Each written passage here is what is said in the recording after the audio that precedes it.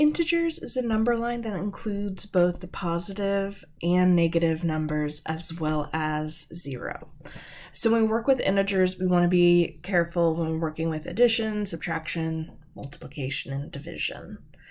So let's talk about comparison notation real quick, particularly just strictly less than versus greater than. Now in terms of a number line, the smaller values are off to this left-hand side. And then our larger values are off to the right-hand side. So comparing two values, so like let's say we're comparing -2 and +4.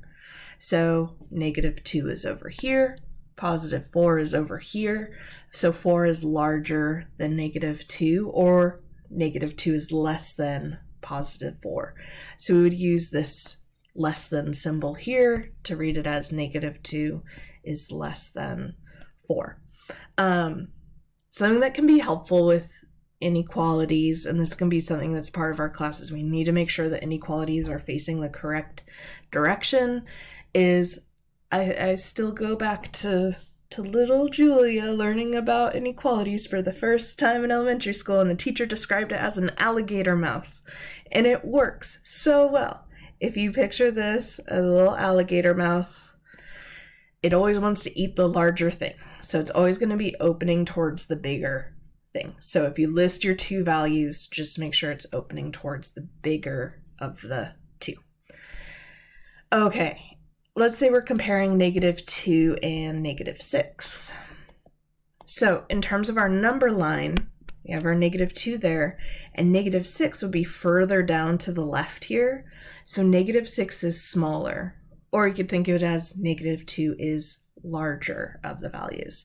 So what I'm going to do is make sure my alligator mouth is facing the -2, so -2 is greater than -6. It's just in terms of on the number line with negative values, this is further to the left on the number line than -2. Okay. When adding and subtracting with negative numbers, and something we're going to be doing is we are going to be using our calculator a lot in this class. So I'm going to kind of describe the theory a little bit behind it, and then from there we're really going to rely on our calculator. But it's good to have some intuition of what we kind of expect the answer to be, because if we rely on technology too much, sometimes it could give us the wrong answers, and we need to kind of use ourselves to double check sometimes. So adding two positive numbers, we can do that. 4 + 2 is 6. Great. Adding negative numbers, what we do is we have something that's negative and it's becoming more negative. So what we're going to do is -4, and we're adding a -2. You could also think of this as -4 and then taking away 2. That addition of subtraction is really just subtraction. And what's going to happen here is this is going to stay negative, and we're just going to take 4 + 2, which is 6. So if it helps, you could think in terms of a number line, like where -4 is, and we started at -4, but then we took away 2, so we end up at -6. You could also think in terms of money with these, like 4 + 2 would be, I have $4 and I'm adding on $2. This would be like, I'm in debt by $4, I owe $4, and now I owe $2 more. So really I owe $6, things like that. All right, -4 + 2, and if it helps, you could rearrange this as well as being like 2 - 4, either way. But what I could think of this, if I do that money analogy again, this is like I owe $4, but I just got $2. So really I would only owe $2 now. Or in terms of that number line,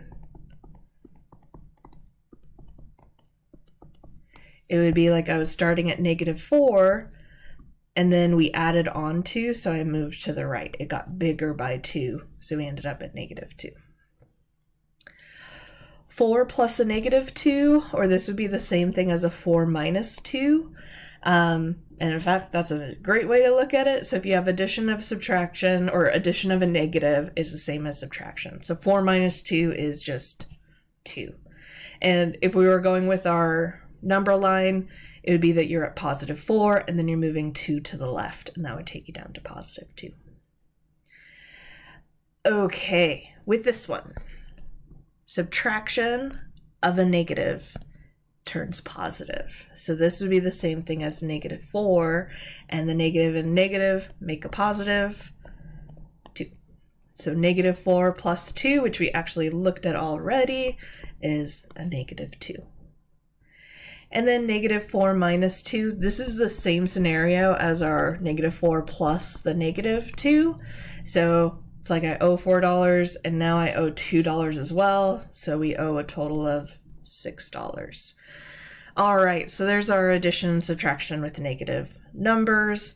Let's go through these but using the calculator just to see how our negative numbers come through there. So I'm going to grab, this is the Desmo Scientific Calculator. So this negative 20 plus 60, I'm thinking of this as like 60 minus 20, so I should be getting a positive 40. But let's just check with the calculator, and there's our positive 40. Cool. Negative 35 plus a negative 25. So this is going to become negative and more negative. So it's really like I'm adding 35 and 25 together, but getting a negative number. So what would that be? Negative 60. But what's nice about the calculator is that if we're worried we're getting the kind of notation incorrect, we can type it in just like we have it written on our paper.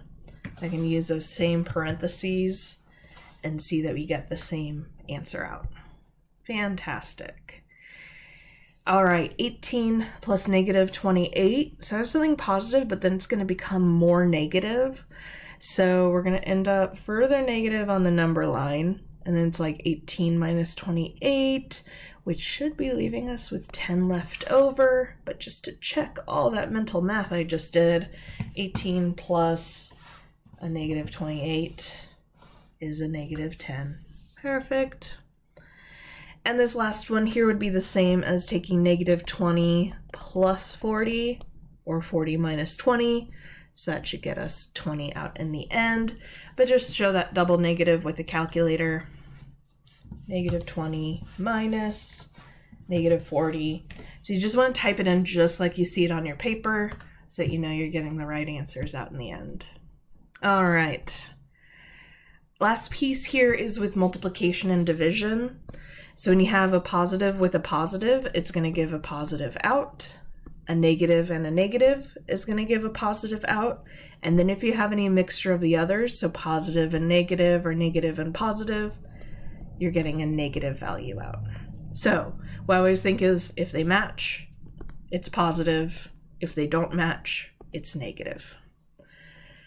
So, and then numerically, we just work with it as we would calculate otherwise. So positive times positive is positive. 4 times 8 is 32. Positive and positive gives us a positive. 12 divided by 6 is a positive 2. Negative times a negative, that's going to give us a positive.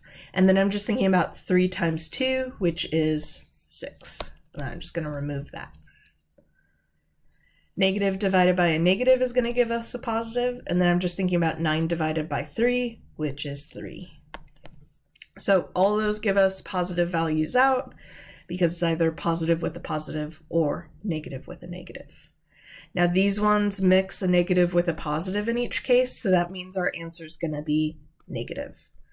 So 3 times 6 is 18, and then we just keep that negative out front since it's a positive times a negative. Positive divided by a negative will give us a negative. 14 divided by 7 is a 2. Negative times positive is negative. 4 times 5, 20. And then negative divided by positive, so negative. 25 divided by 5 is 5. So numerically, calculations are how we would do them as usual, but then we just need to pay attention to whether the final answer will be positive or negative based on the values that we're starting with.